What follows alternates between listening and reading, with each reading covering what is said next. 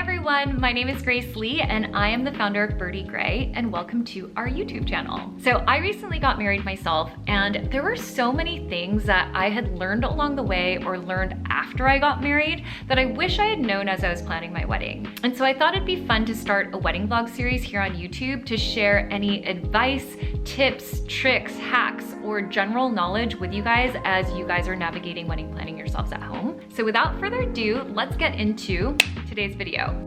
Let's start with hair and makeup. Let me preface this by saying I hate getting my makeup done because I feel like more often than not, I don't end up looking like myself, and I'll go to the bathroom and like wipe off my makeup. It's never a good situation. But when I came across my wedding hair and makeup artist, her name is Kelly Zhang. Shout out to Kelly. She's based in LA. I really liked what I saw because she's kind of famous for her natural brushwork.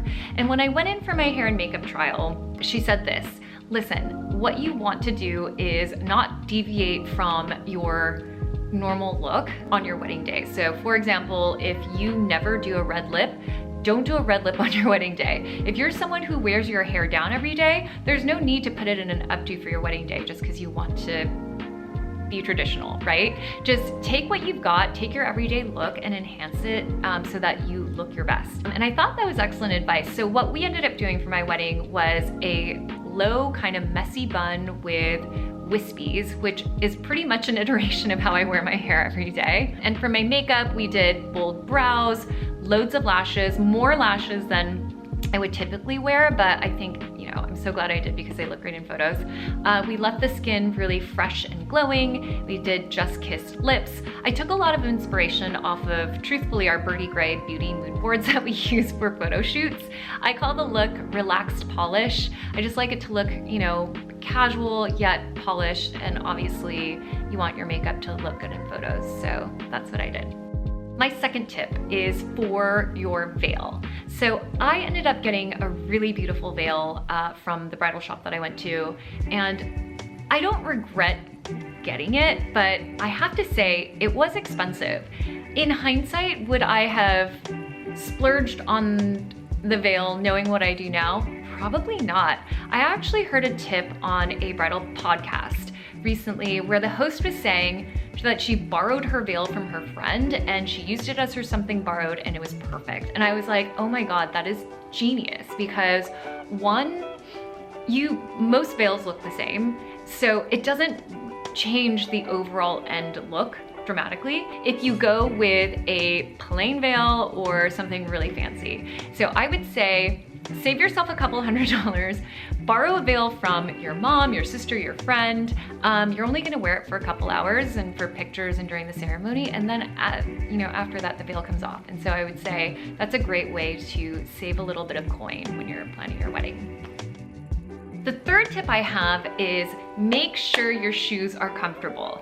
I know that there are so many cute shoes out there that are iconic wedding shoes that are great for flat lays and look great in photos, but at the end of the day, you're gonna be standing on your feet for hours, from the minute you leave your bridal suite to take your photos to the minute the wedding is over. And chances are, if you're doing like a rehearsal dinner or welcome drinks the night before, you're gonna be on your feet the night before too. And so I found that I was so grateful that I chose a comfortable pair of shoes. I ended up going with the Loeffler Randall shoes. They're pretty iconic. They come in a bunch of different colors. And I'm so glad I did because they're made out of like this fabric that just kind of hugs your feet. I have really wide feet and they were insanely comfortable. The chunky heel was perfect for my outdoor sort of like lawn ceremony. I didn't feel like I was gonna sink into the grass, and I didn't have like heart palpitations that I was gonna trip as I was walking. They were perfect. Did my feet hurt after the wedding? Yes, they did, but that's because I was dancing and running around. I lost my voice, all of that. But thank goodness I opted for a comfy pair of shoes. So tip number 4 is incorporate your something blue into your beauty look. I ended up going with these little blue hair clips. There we go, that I found on Etsy. I had watched the movie Bride Wars a couple weeks before the wedding. There's like this scene where Anne Hathaway and Kate Hudson like get into a fight and they make up, and there's like a blue clip involved. I don't know, Google it if you can. It's super cute, and I just thought that, it's such a lovely way to honor a tradition by popping it into your hair. So that's what I did. I'll link the Etsy vendor down below where I got them. I just thought it was such a lovely touch. The fifth hack I want to share is that you can absolutely have your bra cups built into your wedding dress. Let me back up by saying this. So I had my dream wedding dress. It was from Monique Lhuillier. It had really thin sort of camisole straps. It's like a plunging V-neck. It was a dream. I'm not that well endowed, and so I was like, what am I going to wear underneath this dress? And when I went in for my first fitting, they were like, we can, sew in some bra cups for you. And I was like, okay, great.